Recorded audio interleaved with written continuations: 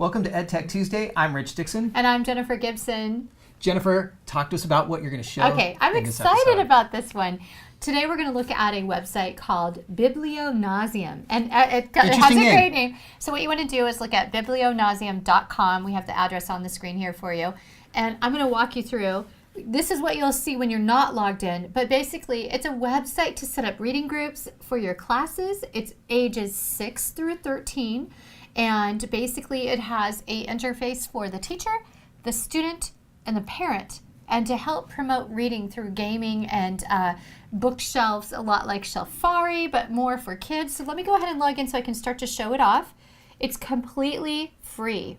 All right, so once you log in, you're going to, well, and before that, I should say, you're going to set up a free account. It's very simple. It's about 5 minutes to do so. Once you have set up an account, you're going to see here, it says, "Good day, Mrs. Gibson. Here are a few suggestions for you. I can manage my group."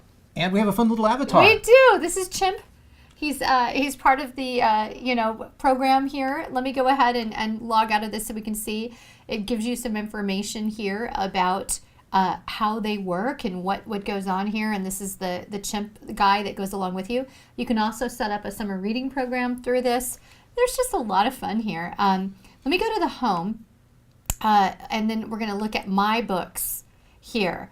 And this is where you can choose books for your groups, and you can make several different groups. It doesn't have to just be one. Okay. So I can make it, favorites and recommend them. I can recommend them for my entire group or for one individual student. So let me get this right. So I can share a bookshelf or at least a book with others that are using this as well. And the parents can see it. The students can see it. Students can recommend a book for fellow students and find their friends through these special passwords. This is very safe. It's COPA compliant for 13 and up.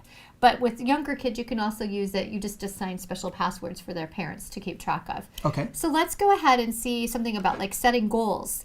And so the Chimp walks me through this. He's also there for the kids as well. So I'm sure they would love that. Oh, yeah. It's really exciting. So you can see I've set up a reading group A. I have 2 students in this group, and I have 1 book that I've recommended. This might be a little high for 2nd grade, but maybe. So I thought I'd put it in there, and then you can see I can click on my students. Okay. I have Tracy T, and I can click on an individual student, and we can see what challenges. I can set up reading challenges for the students, awards that the students is earning.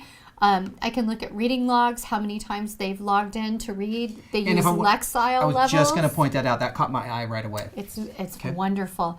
And actually, the students can earn iTunes gift cards, and if that's not something of interest, they can earn even the ability to purchase books.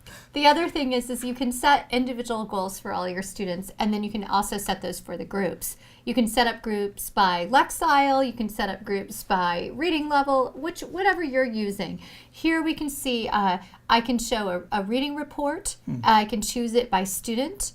I can also choose all students. Okay. I can message students and parents.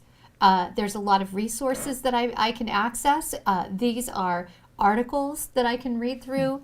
You notice there's book lists, fun things for kids to do.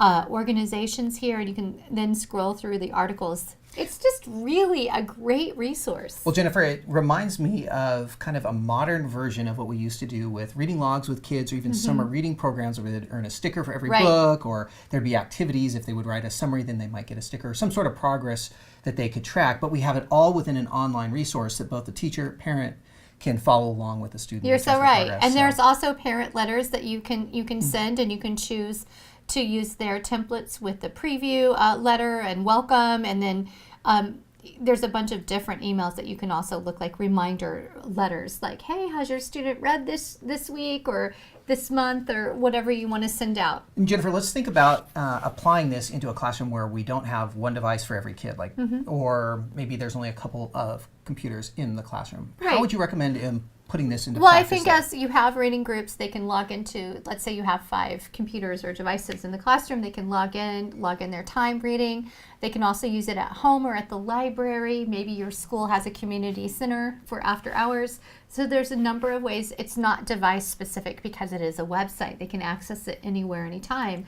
The other thing is that teachers can access it from home and on their devices as well. So they're not just having to be at the classroom to see how students are doing. Nor do they have to lug papers around if it's reviewing student reflections upon the things that they've just read. Yeah, so I think it's really exciting. I think there's a lot to it. What I recommend is you dig in and you explore and you see if this is going to work for your group. And I would say it really works well for young readers all the way up through junior high. Excellent.